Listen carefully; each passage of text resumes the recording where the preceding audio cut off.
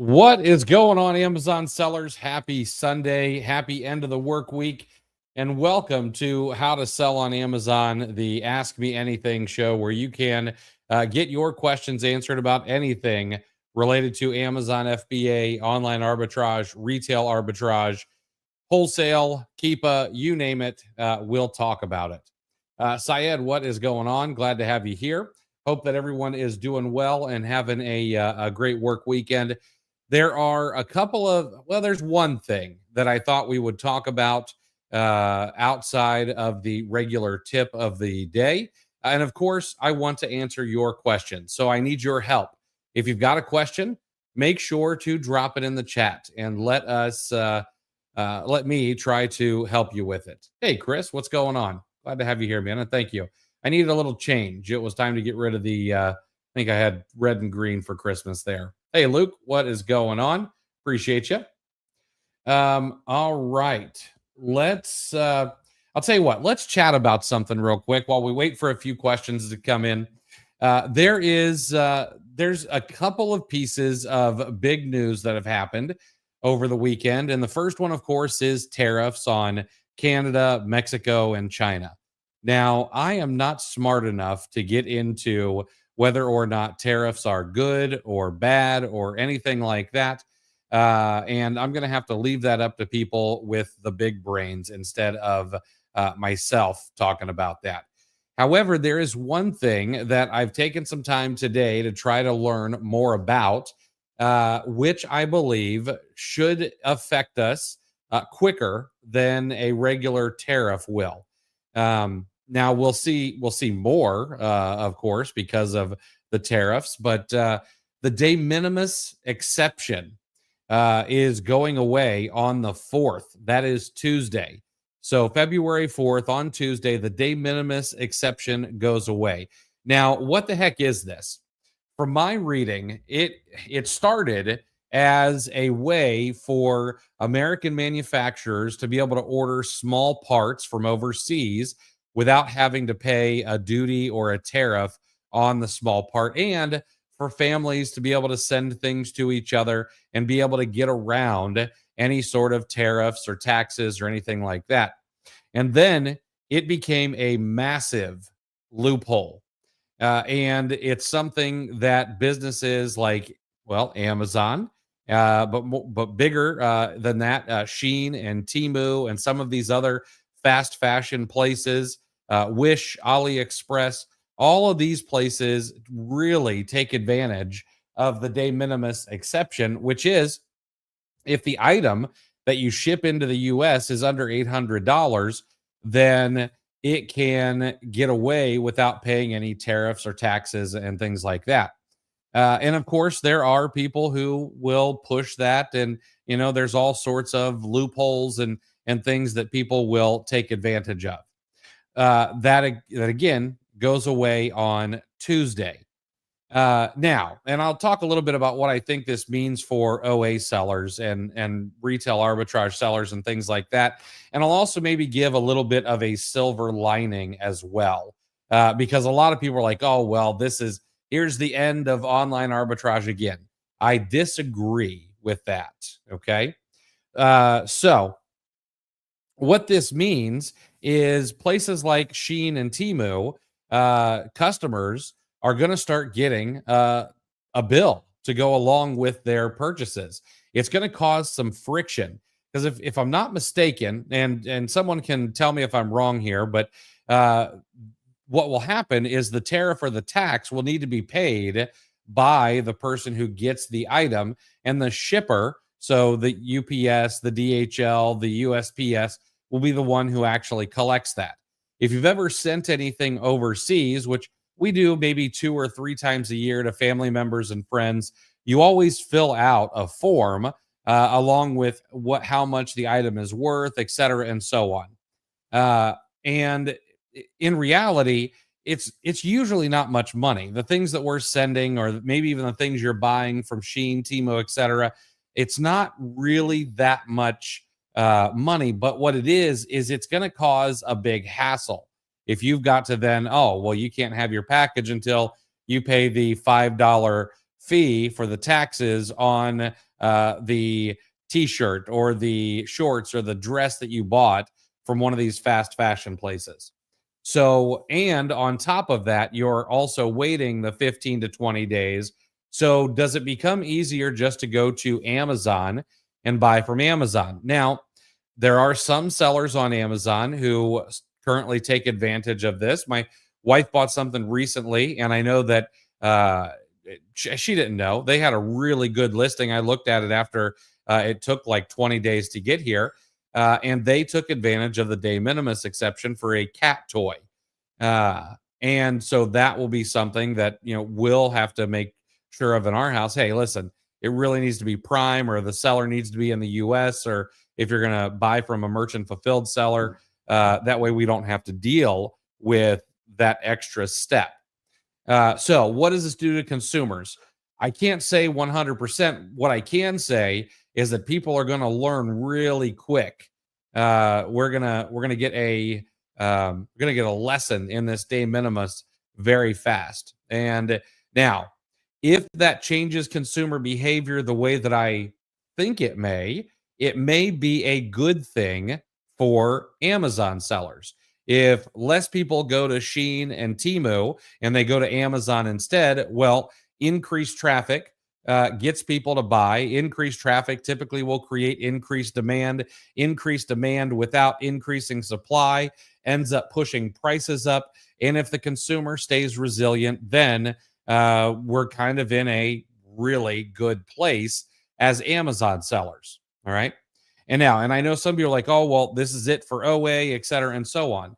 Well, that's not the case, because you're buying mostly from retailers here in the US. It's not going to be something that you're going to have to deal with much. You may see some higher prices down the road, because we also have tariffs coming on Canada, Mexico, and China as of right now. And I can't remember what date those kick in, but we may see some higher prices. However, you're a retailer. And so if we look at why or what some of the good things about being a retailer are, is that very often being a retailer is actually considered a bit of an inflationary or an inflation resistant industry. Now, it does not mean that there are not higher prices, but because you end up sending the item to the end consumer, your prices tend to go up as well. And I know a lot of people say, oh, well, that's going to kill my margins, et cetera, and so on. But people have been saying that for years and years, and they're still on Amazon. Now, are margins a little bit slimmer? Yes, they are. However, prices have also increased over time. I look at too many Keepa charts to believe that prices have not increased over time. But this won't mean that clearance is going away. It won't mean that sales are going away. It might just mean a little bit of a difference to the end cost, which of course we should be able to pass on. Now, one of the other good things about being an arbitrage seller, whether it's retail arbitrage or online arbitrage, is your adaptability skills. You see, if these tariffs and the de minimis exception cause consumer behavior to change, if you've taken the right steps, you should not be thousands deep in any one particular product, and you'll have the ability to not only adjust your prices, in cases of like demand pull inflation, but you should also be able to go to where the demand is.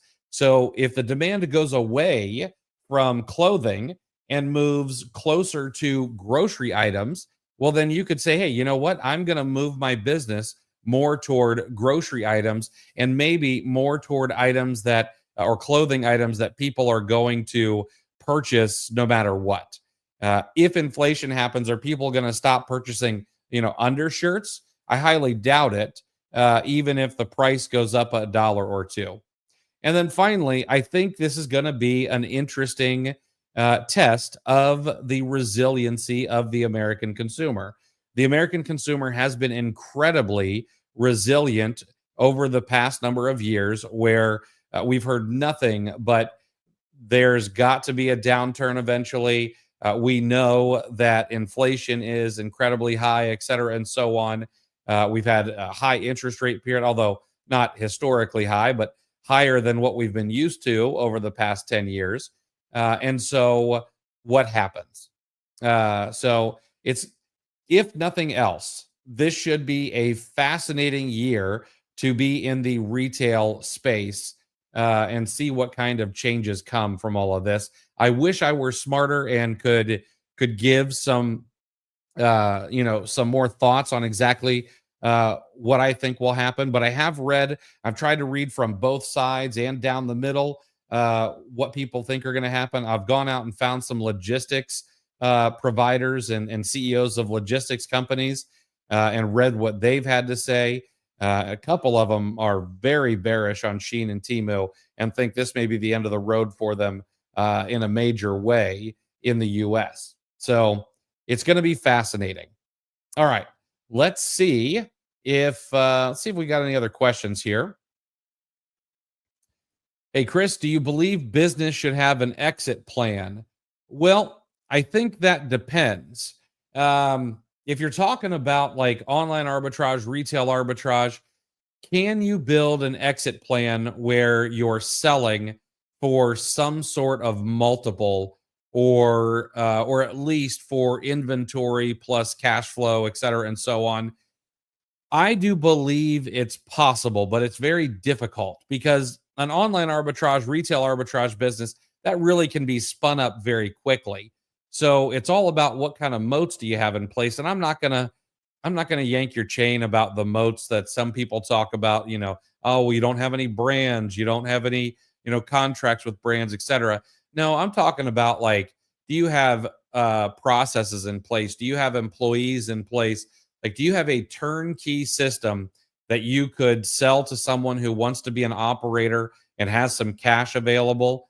Then sure, I think you could have some sort of exit plan. Would I go and buy, if someone here locally had an established retail arbitrage business that was within my budget and they had employees, they had SOPs, they had everything running really well, would I buy their business? Yes, I would buy it. I would step in and I would probably maybe bring on someone to help me be the operator of it. Um, but a lot of people treat this like a side hustle and don't optimize it like a regular business. And so um I don't know. So the other thing you should do is if it's really a cash flow business, a lifestyle business, you should take that cash flow and you should use it to fund other things. Are you taking your cash flow and maxing out your retirement accounts? Are you taking that cash flow and investing it into whatever meme coin or shit coin is up next? And are you buying, real estate or other sorts of assets? In my opinion, I think an Amazon business is a great way to cash flow pretty inexpensively and then take that cash flow and maybe buy local brick and mortar businesses, local service businesses, etc., and create yourself a nice little holdco. Arbor Advising, what are the best options for selling slow moving and dead inventory? The easiest thing, in my opinion, is going to be lowering the price. That's basically what we do. Can you run a coupon? Sure. That could be another way to maybe get it onto the coupons page. But personally, I would just lower the price until it sells. Hey, Luke, I have a supposed shipping discrepancy defect. Either was labeled wrong or Amazon received it wrong. Is it okay to let the shipping defect sit there, not accept fault, or do I need to dispute it ASAP? I personally would not let it sit there, but if you need to give yourself a couple of days to fight it, I think that's okay as well. This isn't something where you're going to like lose your inbound shipping privileges immediately, but it is something that I would want to deal with.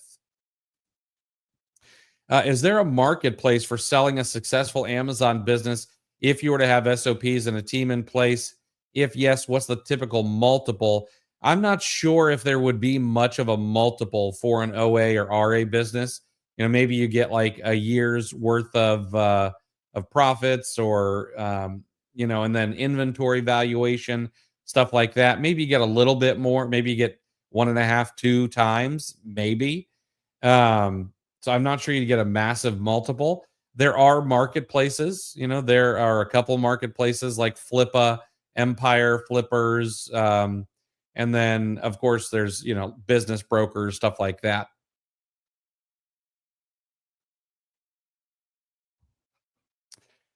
Yeah. So Chris makes a great point here. As someone who does arbitrage, really mostly concerned with supply chain disruption, which, yes, this could be an issue. Do we see the amount of goods coming into port slow down? That's very possible. Hey, David, what's going on, man?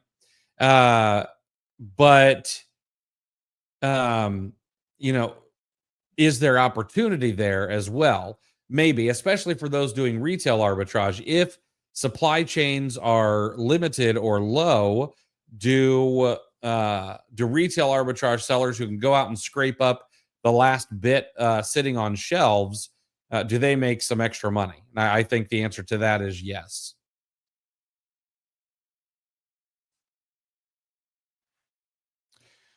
Chris, are there any concerns with doing FBA for liquids like shampoo, especially with them damaging the bottles? So there's not an issue with it. However, when you send in shampoos and things like that, will bottles get damaged? Yeah, that's going to happen no matter what. But you want to make sure that they are double sealed. And so, with a shampoo bottle, for example, you're going to want to put something like gripper tape over the top, make sure that it's not going to pop open, make sure the lid's not going to unscrew.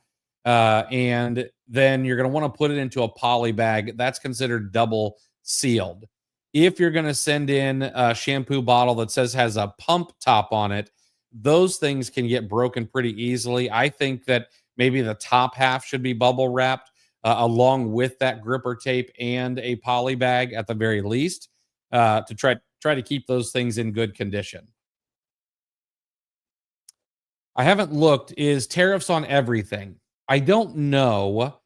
I don't know if the tariffs are like, so Canada and Mexico, I think, are getting 25%. Um, but I don't know if that's like, is that across the board? Are we gonna like, are we gonna really put tariffs on maple syrup, or are we just gonna put tariffs on the other $400 billion worth of goods that we import from Canada? I don't know the answer to that. I have not read enough. I've just seen a lot of squabbling, and I'm trying to make sense of it all, because again, my brain is not big enough to really understand all of that. I do know that at one point in time, most of our tax revenue came from tariffs. That was, I would imagine, a lot simpler time in terms of size of government and also revenue of government. So I don't know. Is this just some bargaining chip? And we're going to start getting into politics here, and this isn't a politics show, but is this some sort of bargaining chip to try to stop immigration and drugs coming into the United States, and it gets wiped out very quickly? We'll see. It's going to be an interesting couple of months or a year. Liz, I've just received the U.S. Informed Consumers Act. I clicked through and confirmed my info. Is there something else I need to do? And the last, I remember a postcard. I don't believe they do postcards anymore. Once you click through and confirm, you should be good to go.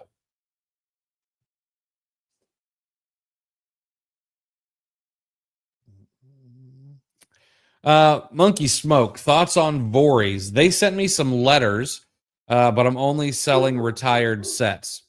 So personally, I would probably be ignoring those. Some people would not. If you've got an Amazon attorney or a service that helps you with your account health, maybe ask them. But every Lego seller I know that's gotten these, I believe, has pretty much ignored them. If it is a draft lawsuit, I would certainly make that or take that more seriously. But I haven't gotten. I'm selling a couple Legos, I think, and I haven't gotten that any letters from them. Would love to take a look at it if you're interested in sending it over. You're welcome to send it to Chris@cleartheshelf.com. And redact any personal information, of course. All right. Any other thoughts, concerns, or questions for this Sunday afternoon?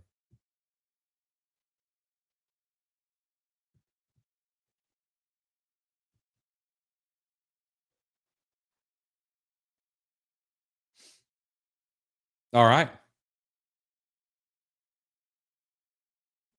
All right, guys. We'll wrap it up there. I will be back tomorrow, Monday night, February 3rd. I'll try to learn a little bit more about tariffs and things like that between now and Wednesday. I'm sure Chris and I will talk about it during the news show, and we'll get some of his opinion as well. And yes, rest in peace, Returnuary. Returnuary is over. So let's pump out these next couple of sales that should be happening. We've got Valentine's Day coming up. We got President's Day coming up. We should see some good sales to go and source. All right, guys, have a kick-ass rest of your Sunday. I'll catch you guys tomorrow at 5:30, and we'll do this thing over again.